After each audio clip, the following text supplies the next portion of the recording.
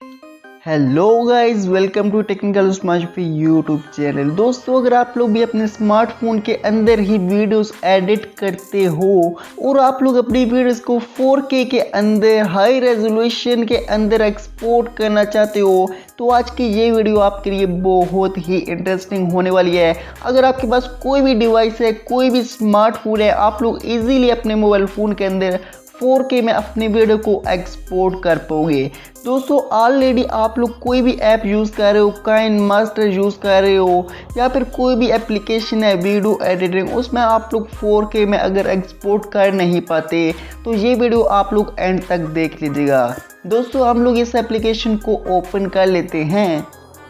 तो दोस्तों, यहाँ पर मैंने अपनी वीडियो को इंपोर्ट कर लिया है इस ऐप के अंदर। मैं इस ऐप का नेम आपको आगे चलकर बताता हूँ। सबसे पहले मैं आपको यहाँ पर वीडियो एक्सपोर्ट करके भी दिखा देता हूँ। दोस्तों, यहाँ पर आपको एक्सपोर्ट का बटन मिलता है तो आप लोग यहाँ पर अपनी वीडियो को एक्सपोर्ट कर पाते हो। यहाँ पर आप लोग देख सकते हो अल्ट्रा HD 4K। इसके अलावा आप लोग 1080p के अंदर, चाहे आपकी वीडियो 720p के अंदर है, चाहे आपकी वीडियो 1080p के अंदर है, आप लोग इजीली अपनी वीडियो को 4K के अंदर एक्सपोर्ट कर पाओगे।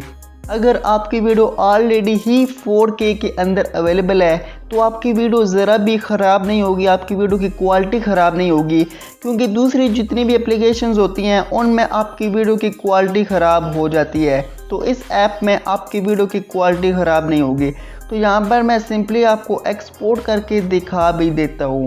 यहाँ पर सिंपली आपने प्रोड्यूस पर क्लिक करना है और आपकी वीडियो बहुत ही फास्ट यहाँ पर एक्सपोर्ट हो जाती है।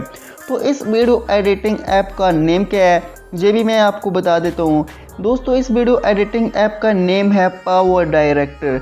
जी हाँ दोस्तों, पावर डायरेक्टर का जो लेटेस्ट वर्जन है, आप लोग इसके अंदर अपनी वीडियोस को 4K के अंदर भी एक्सपोर्ट कर पाते हो।